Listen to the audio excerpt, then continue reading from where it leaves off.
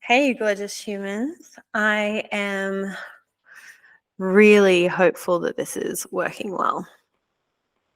All right, little icon showing that there's words going in. So I'm going to start with this podcast. For those who don't know, my name is Katherine Spiller, and I would consider myself a spiritual consultant, a heartist, and use everyday life through as the healing mechanism, our personal lives as the healing mechanism. And I call that everyday alchemy.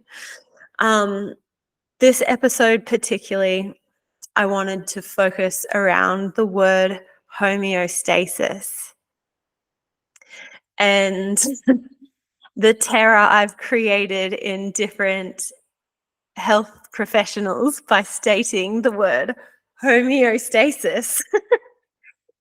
And what is homeostasis? And for those of you who don't know, I keep my podcast style. I really like to have it colloquial and unedited because I do video as well. So if you're watching, hello. If you're not watching and you sometimes feel as though to be engaged and receptive to information, you like to have as many of the senses engaged at one time. And that's one of the reasons why I like video, because it can help with the concentration as well. So homeostasis, and as everything, I give my perspective and experience on it because I believe that the purpose of my podcast is to share my perspective, and not in a way that is, I believe, any elevated than any other human, just that I have insights that other people might not. And if we all share our information, then we're able to actually evolve with a lot more conscious thought that includes so many people. So why would we not seek to understand each person's perspective? And this is kind of part of what leads into homeostasis, is the understanding of certain levels and layers of things. Like within our body, we can pick our body into parts and pieces and separate it instead of witnessing the whole experience of a person. And we can limit even what we consider the experience of a person to include their inner world or to not include their inner world. So it's interesting and I invite you to let go of the things as you know them in order to learn something new. Like, there is no information that I'm going to share with you today that's going to completely and radically necessarily change your mind overnight. My intention is to create contemplations so that you get to sit with the information and see where it sits in your body and how comfortable you feel, and moving through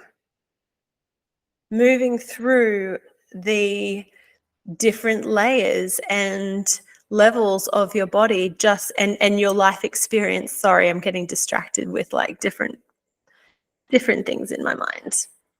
But this is the intention, right? And I guess even the unfolding of this podcast, I would say, will be somewhat homeostatic, as in it will end up resolving itself.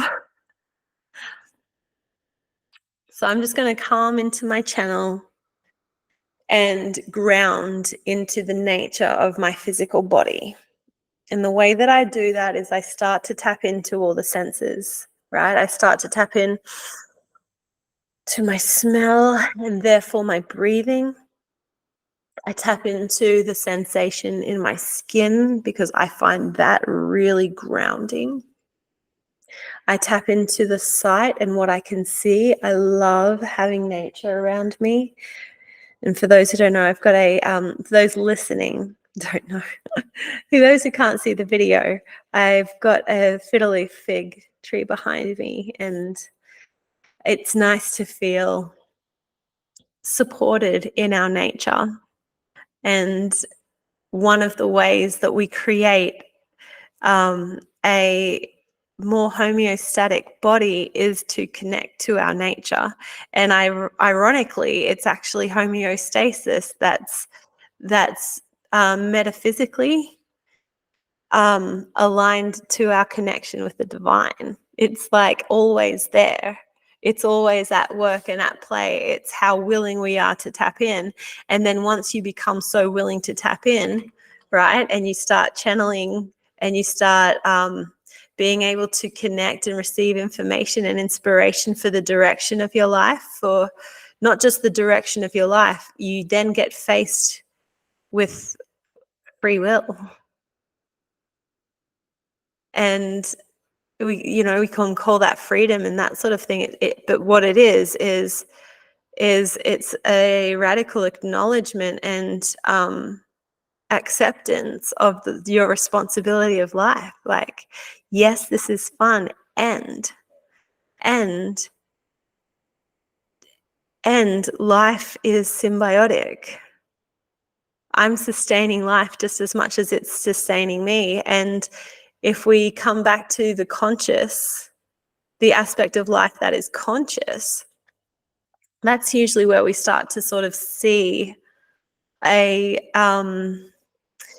can start to personify so that we can relate to it, this element of consciousness, right? Or some people call it God in order to personify the energy enough to relate to it. And I'm really excited for Monday because I have a guest coming on the podcast, and we're going to be speaking about the evolution of human consciousness. And this is also along the lines of homeostasis, I believe. And I'm going to be really curious to talk with him and explore ideas. We haven't had a whole lot of time to sit down and chat with each other, but there's resonance there, and I'm excited for the conversation. And yeah, so that's Monday, but homeostasis is almost like the element of life force that is within everything. Almost as though that healing energy it's like life is constantly unfolding. It's constantly it's tending towards balance all the time. And one of the reasons why when we experience trauma, or if we are moving through a state of deconstructing the way we've lived life, whether that's leaving a church, whether that's leaving a marriage, whether that's losing people who you thought would be there for a whole lot longer, any radical change, or an illness that you just can't move your body. It creates a distrust in your own physical body.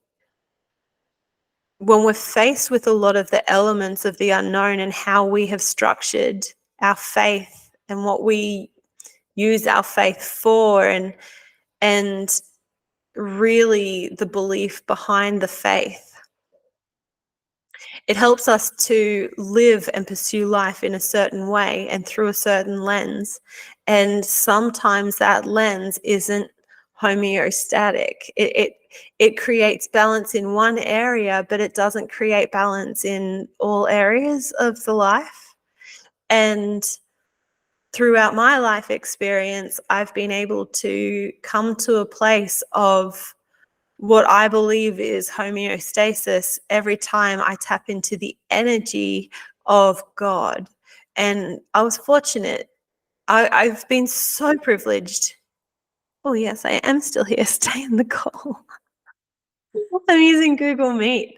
I've got so much, I've done so much research into the privacy and online privacy of things, and I'm just like, actually right now, It's a forward movement instead of having all of the pieces perfect. And I love that. I love the alchemy of it. And that's really what it is. It's our body uses the resources that we give it, that our mind gives it, that our will gives it, and that is present in the environment around it. It uses what it can in order to create homeostasis in an effort to constantly move towards regulation and balance and equilibrium. Just taking a drink. Lemon and sea salt, and I put thyme in my water as well. And it's, I just put too much lemon in that one. I need a little bit more water in it, I think. And that's all off advice and not necessarily for the taste and joy of it, but actually the having had a lot of bread yesterday because I'm working at the bakery and that's making me actually so happy. I'm actually so grateful, so many miracles.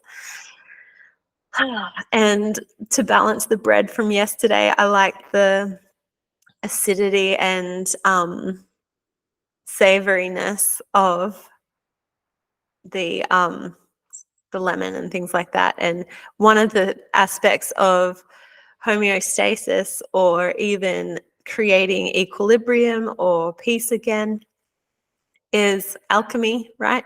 Is being able to find the balance between the two polarities. And seeing that I went so out of balance yesterday, I kind of go and have gone in the opposite direction, which I'm not saying is the right thing to do. It's just something that for me, who's still I'm still moving through excitedness and hyper consciousness, and it's interesting because I'm still moving through the judgment of my own self. It's such an interesting one because it's now no longer catastrophic as it used to be, or majorly cataclysmic. It's like, oh, this is just a Friday. It's okay. Oh, I just went a little overboard on the lemon because I didn't want to waste any lemon, and it's just a Friday. I'm not the worst person in the world, especially to myself. And with this element of homeostasis, like that's sort of coming back to a point of, oh, I'm not wrong. My body's not wrong. It's just constantly trying to heal itself, just like I am, until we realize that that constant trying to heal itself is actually just not healing. It's just life. That's just how life is. And so once we realize that there's these elements within our personal life, within our mental space, and within our physical body that are just to be understood, then we kind of don't feel, we can let go of some of the rush because this is just life being itself. And we can start to learn to trust our bodies again and start to trust life again as we sink into the trusting of the natural elements of this world. And sometimes that can be thrown out by some of the conspiracy theory truth seeker type of things with alterations to weather and heavy coercive manipulative systems, and or what I would call narcissistic systems that have that self-interest, which is also them trying to create their own homeostasis, right? But this is where, like where we place our value is so important because that's what's ultimately going to be coming out. Now, when I talk self-healing, I do talk about the physical body as well. And I do believe that we are moving to a place which is far more integrative, probably would be seen as magic by a lot of people if you're heavily invested into the Western model of medicine, which is like sick care instead of healthcare, because it's working to just not kill you, keep you alive. It's not necessarily moving in the aspects of thriving. And as a kinesiologist, my training was to not speak into diagnosis, but to look at the symptoms and to work off the individual's thriving. And how if we're struggling to physically move, then there's a problem going on. And I guess this is something, having experienced trauma and complex PTSD over years of sustained trauma, as a single mum, also going through my children's mental health issues, going through my own mental health issues, being around family who are heavily believing in a religion that I no longer subscribe to, and having to feel having to set boundaries and create psychic and spiritual boundaries for myself and my children to heal in. As a lived experience, that was really uncomfortable. But what it was I could consider myself and myself as one organism, and then the extension of me being my little family, and that my extended family may not understand what it is that I'm doing, and they may kind of even make fun of it sometimes, as I know people online have. And for me to still stay a course. And that's why I am so grateful for the social deconstruction that I went through, early in that 2019 year, because I felt set up for the crumble that happened in 2020, 2020 vision. I just sort of thought that there was so much illusion that dropped. And I'd love to, I'm probably going to speak a bit more about that on Monday, and also just like the evolution of humanity on Monday. But it definitely led into what I see, a paradigm shift happening, where each individual is having to come back like a cell of the universe, having to come back to a place of deep validation of their own experience in order to understand what part they play. Not that they have to play a part, because even if you want to tap out, then you can just, that's an option for you. Unfortunately, for the people left behind, as heartbreaking as that is, that's something to be accepted too. That is a thing that happens. And who are we to judge? And this is where that social deconstruction just hit me right in the face of just how judgmental I have been, just how much prejudice I had to let go of. And when I'm letting go of that judgment, and when I'm transmuting that prejudice, realizing the extent of the unconscious abuse that I had been subjected to my entire life. And feeling like the tiniest human that was just so precious, it was never protected. How could it ever be protected? And that leads to this deep anger. And I know so many people feel this anger because we were all raised in an abusive system. It went against the human spirit and forced out of homeostasis. And what I think a lot of people don't realize is the impact that having a gendered God of one gender has actually done for not creating a patriarchal system, but for creating nope, not matriarchal system. Having God as a man, male personified, it creates misogyny. Where's the representation of the other half of humanity? And what I find interesting, I was on a date this week. I was on a date this week, and I'd asked this guy to maybe stop complimenting my looks so much, because I feel uncomfortable with that. So shallow, so basic, so predictable, and this probably sounds really stuck up and bitchy, but the truth is, having been told that I'm beautiful and gorgeous my entire life, I have no interest in being told. I know. I don't need to know from anyone else's perspective. I absolutely see the beauty and the deliciousness of my own self. So I get to experience that firsthand, so I know. But him saying, well, this is just how I am. So if you can't, and I'm like, okay, cool. Well, I can't. I don't like it. It makes me feel uncomfortable. And if we're dating, and this is something I've found interesting, is how does this tie into homeostasis? Just wait and see. Just wait and see. Yin and yang, right? The masculine represented as male and female through the physical expression of the genders and sexuality, and combining both to create new life. There's a mechanism there where sexuality is tied in with life, and I respect life so much. And it's not that I don't respect sexuality anymore, it's that there's a humbling that I've gone through. I absolutely did chew through men at one stage because I was like, well, if everyone's going to over sexualize me, I'm going to find my power in it. And I thought that was being powerful, and it wasn't.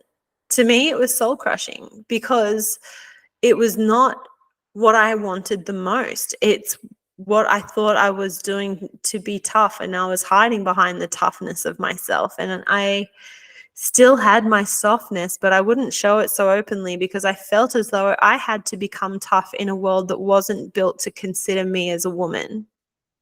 It wasn't built to consider my inner experience. And that any man who wanted to be around me had to just put up with me sharing my inner experience with them while they literally wanted to enter inside of me. And witnessing the disconnect in all of that and going, well, of course, humanity is struggling to find homeostasis if the very mechanism of life is not respected. And that's not to say like you have to act a certain way in order to respect sex or anything like that. It's coming back to realizing that in order for life to continue, we can't have misogyny. We can't have a system that has one above the other. They have to be equal in order to create life. So what does having a deity that is only representing one gender, this is why it's like I see so many people going, I'm non-binary, and I'm like, yeah, fucking I so get that. I want to kind of do that too because I'm like, I just want to be seen as a human. And yes, I've had the luxury of having kids. Luxury. It was also freaking hard and literally the most difficult thing I've ever done in my life. And my legacy, a legacy of mine, 4 individual legacies of mine. And uncomfortably, I've looked into the mirror of them choosing when that legacy ends for them and what they choose to do with it. It doesn't mean anything about me. So my children can't just be my legacy, as much as I would love to think that.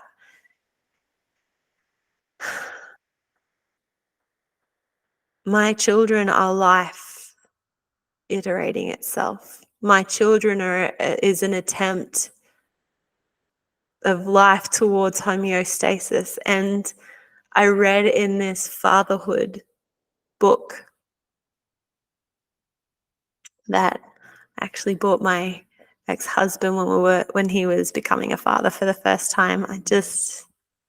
I remember with such grace those times when I was carrying a child and hating my body at the same time because I looked fat and unattractive, and I didn't want photos. I barely have any photos of me pregnant at all because the information I was receiving was because I was fat and unattractive, and it's kind of like for a short time so I can just put up with it, and that damages us. It damages And the nervous system of the mother is linked to the nervous system of the baby. And it was, so within this book that I'd bought, it was a quote that was something to the effect of, it is every human's responsibility to be better than their parents. And it's so interesting because it's up to the individual to decide what metrics to be better in. And that's just life evolving, becoming more conscious of itself.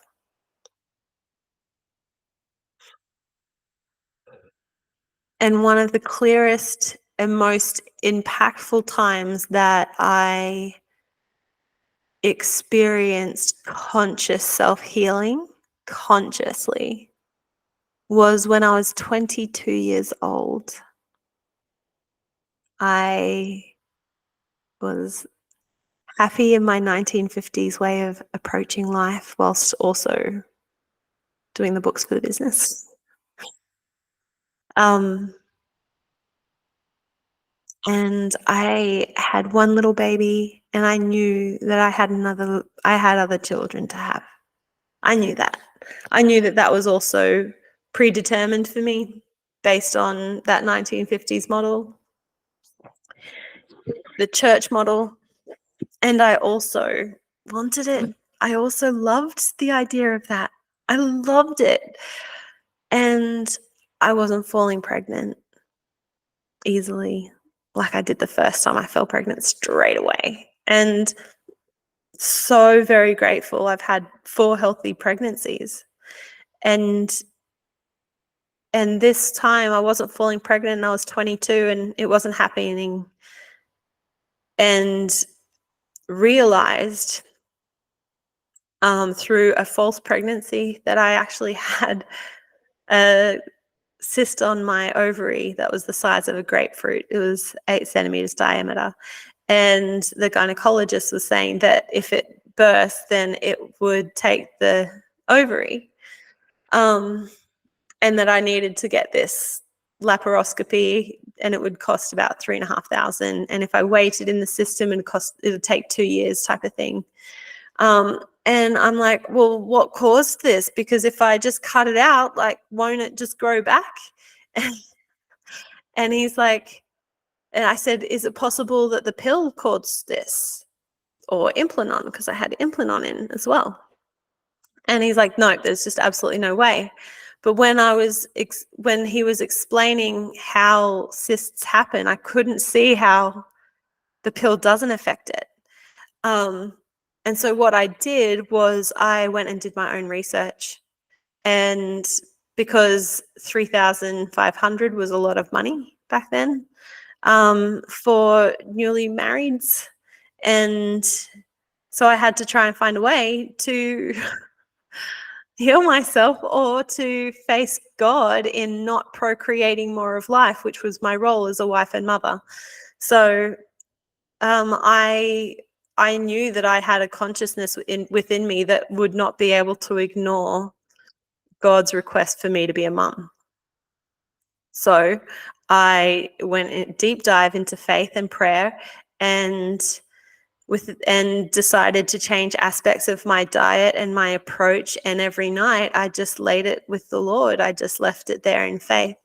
And that healed me. Within 2 months, I had a very severe IBS attack. Felt like a broomstick was getting shoved up my ass. And I went to hospital and got some morphine, which took the pain away. And they did scans and said, oh, you're pregnant. And I'm like, what? I'm like, no, I've it's a cyst. And they're like, no, you're pregnant.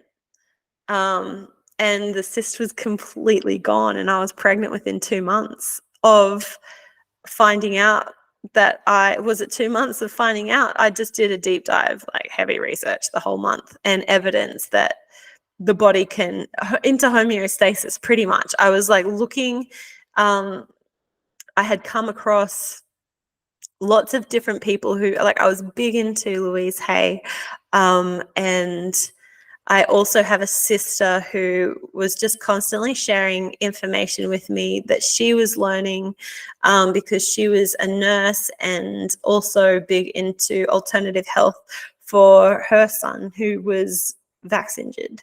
And so that was really helpful to me as well.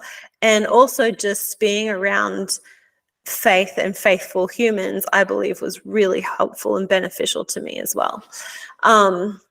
So yeah, and that was my daughter, Shekinah, who was my second child. And then I was able to fairly simply fall pregnant after that. I did go some natural routes until number 4 snuck in there. I was doing the Billings method of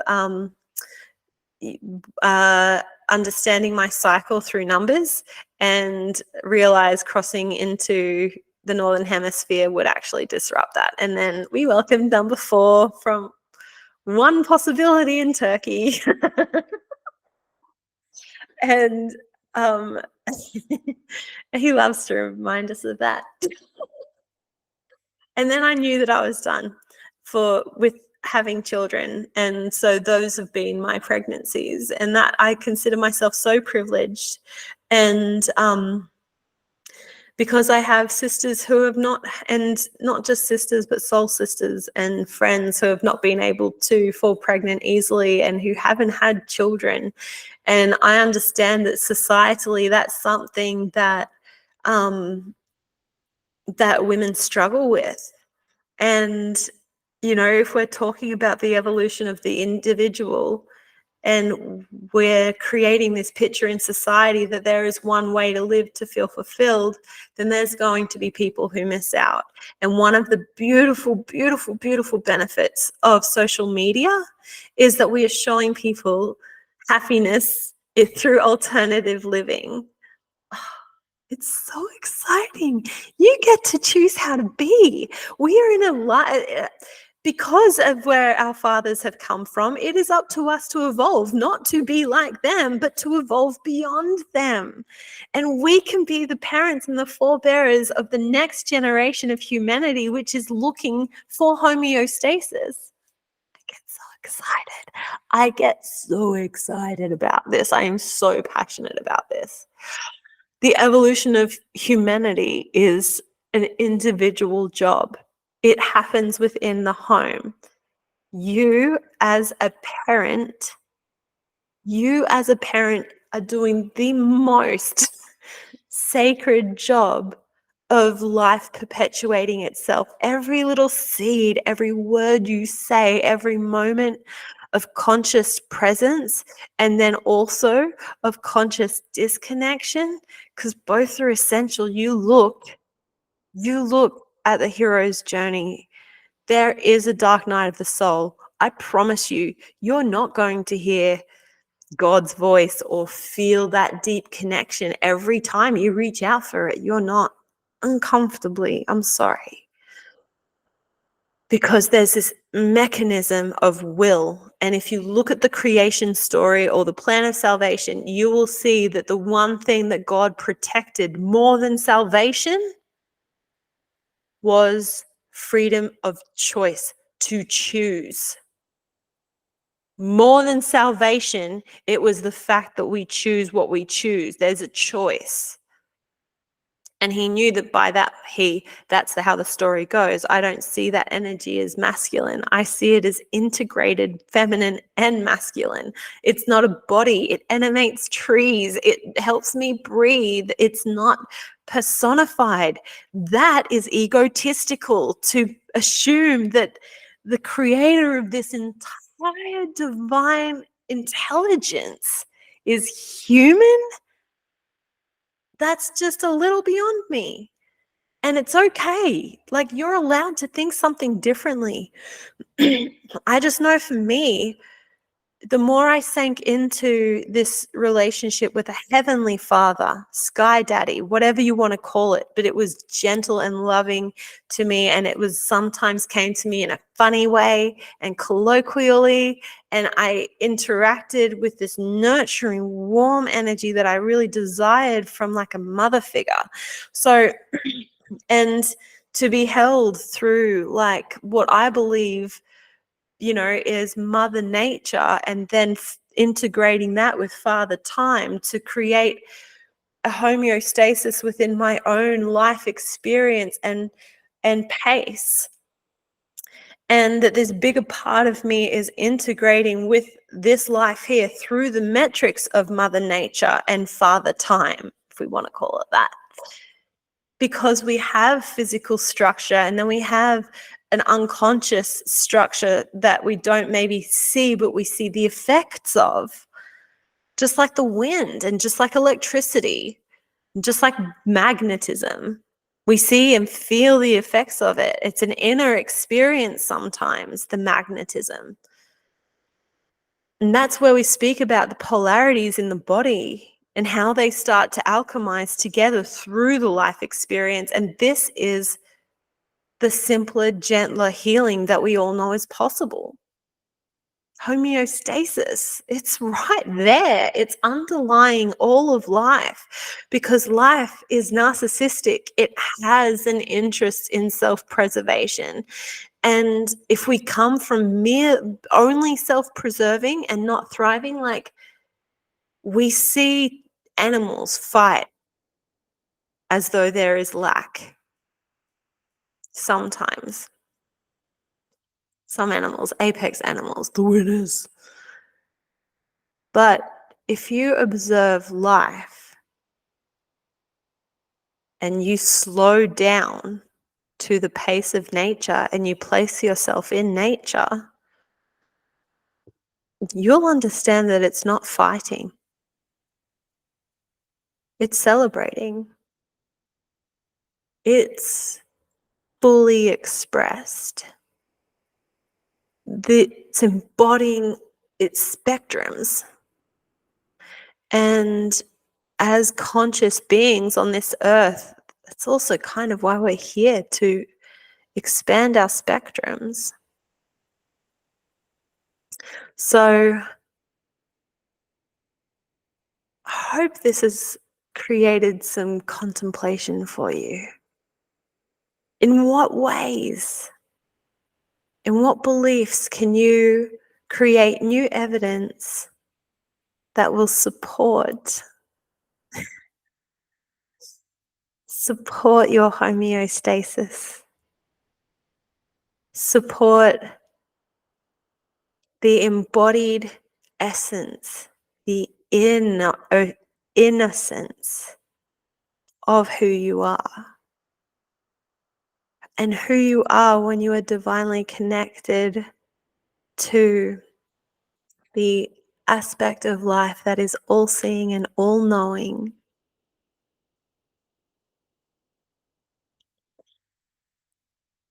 I so believe in the unfolding of your peace and joy. I so love this life. I so love this life. If you have any questions, then send them through. I would love to answer them. I've got lots of talking to do on lots of subjects, so I so thank you for your support, and I love you.